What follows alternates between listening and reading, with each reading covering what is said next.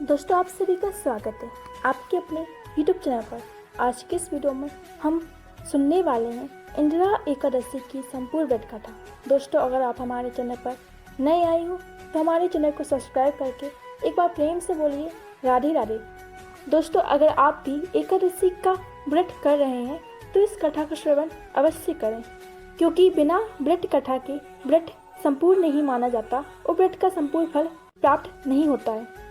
धर्मराज युधिष्ठिर कहने लगे, हे भगवान, अश्विन कृष्ण एकादशी का क्या नाम है?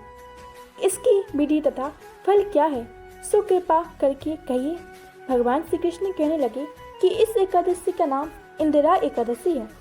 यह एकादशी पापों को नष्ट करने वाली तथा पितरों को अधोगति से मुक्ति देने वाली होती है। हे राजन, ध्यानपूर्वक इसकी कथा सुनो। इसके सुनने मात्र से ही वायपही यज्ञ का फल मिलता है। प्राचीन काल में सतयुग के समय महेशमती नाम की एक नगरी में इंद्रसेन नाम का एक प्रतापी राजा धर्मपूर्वक अपनी प्रजा का पालन करते हुए शासन करता था। वह राजा पुत्र, पौत्र और धन आदि से संपन्न और भगवान विष्णु जी का परम भक्त था। एक दिन जब राजा सुखपूर्वक अपनी सभा में बैठा था तो आकाश मार्ग से महर्षि नारद उतरकर उनकी सभा में आए।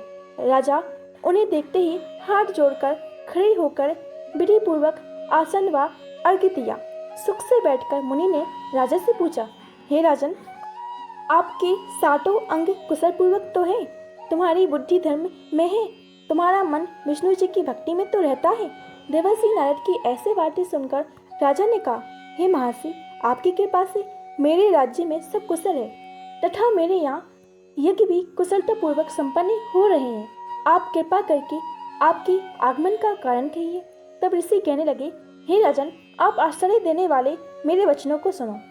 मैं एक समय ब्रह्मलोक से यमलोक को गया।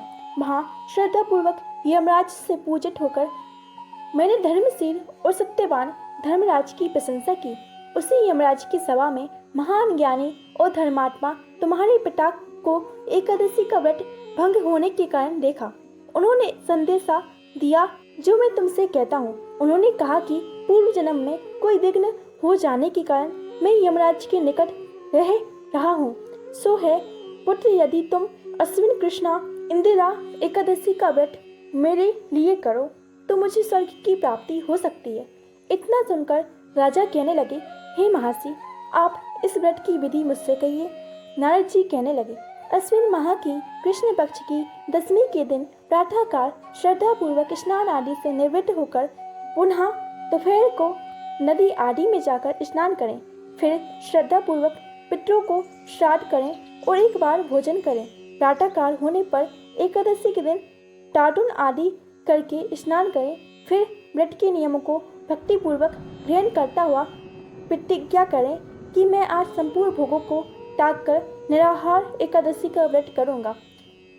हे अच्युत, मैं आपकी शरण में हूँ, आप मेरी रक्षा कीजिए। इस प्रकार नियम पूर्वक सालिग्राम की मूर्ति के आगे विधि पूर्वक श्राद्ध करके योग्य ब्राह्मण को फलाहार का भोजन कराए और दक्षिणा दे। पितरों के श्राद्ध से जो बच जाए उसको सूंघ कर गौ को दें और धूप, दीप, गंध, पुष्प, नैवेद्य आदि सब सामग्री से ऋषिकेश भगवान की पूजन करें। रात में भगवान के निकट जागरण करें। इसके पश्चात द्वादशी के दिन प्रातःकाल होने पर भगवान की पूजन करके ब्राह्मणों को भोजन कराएं। भाई बंधुओं, स्त्री और पुत्र सहित आप भी मौन होकर भोजन करें। नारद जी कहने लगे, हे राजन, इस विधि से यदि तुम आलस्य रहित होकर इस एकादशी का व्रत करोगे तो तुम्हारे पिता अवश्य ही स्वर्ग लोक को जाएंगे। इतना कहकर नारद जी अंतर्ध्यान हो गए। नारद जी की कथा अनुसार राजा द्वारा अपने बंधुओं तथा दासों सहित व्रत करने से आकाश से पुष्प वर्षा हुई और उस राजा का पिता गरुड़ पर चढ़कर विष्णु लोक को गया। राजा इंद्रसेन भी एकादशी के व्रत के प्रभाव से निष्कंटक राज्य करके अंत में अपने पुत्र को सिंहासन पर बैठाकर स्वर्गलोक को गए। हे युधिष्ठिर, यह इंदिरा एकादशी के व्रत का महत्व मैंने तुमसे कहा है। जो भी मनुष्य इस एकादशी की व्रत का पाठन करता है या श्रवण करता है, वह मनुष्य सभी पापों से छूट जाता है और सब प्रकार के भोगों को भोगकर वैकुंठ को प्राप्त करता है। इंदिरा एकादशी का व्रत भगवान विष्णु की कृपा प्राप्त करने और पापों की मुक्ति के लिए किया जाता है। पुराणों में वर्णित है कि इस दिन व्रत करने से इंद्र और अन्य देवताओं की कृपा प्राप्त होती है और भक्तों को भौतिक तथा आध्यात्मिक लाभ होता है। दोस्तों, अब चलिए जानते हैं 2025 में इंदिरा एकादशी कब है।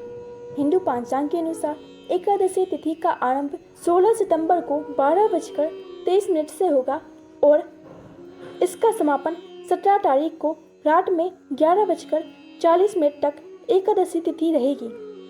सनातन धर्म में उदया तिथि के अनुसार किसी भी व्रत या त्योहार को मनाया जाता है। शास्त्रों के अनुसार एकादशी तिथि का व्रत उस दिन किया जाता है जिस दिन सुबह के समय एकादशी तिथि रहती है। ऐसे में 17 तारीख को ही एकादशी का व्रत और श्राद्ध किया जाएगा।